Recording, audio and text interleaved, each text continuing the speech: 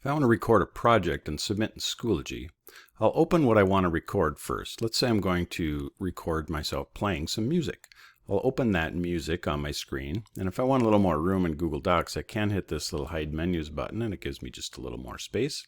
I'll click the Loom extension, choose what I want to record. Now I want the screen and camera because I want my music showing as well as me playing that, and then I will click Start Recording.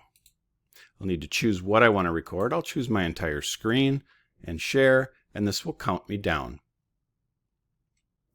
Now I can begin playing my piece, and I would finish. And when I'm done recording that, I'll hit the little green check down here in Loom to stop the recording. And if I don't see that check for some reason, I can click on the Loom icon at the top, and it will stop my recording. And then it will take me right into Loom where my recording has been saved. It will take just a moment to process, but I can click and play it here.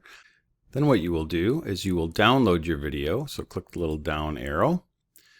You can see it's downloading into my downloads folder. You will go to Schoology, click on your assignment, click Submit Assignment, click this File button here under Upload, choose your video, click Open, and you'll see it's uploading, and Submit. Now your teacher will have a copy of your video.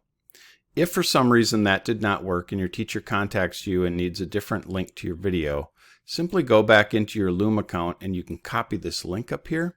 This is not quite as preferable as downloading it and uploading it, but it can work if your first version did not work.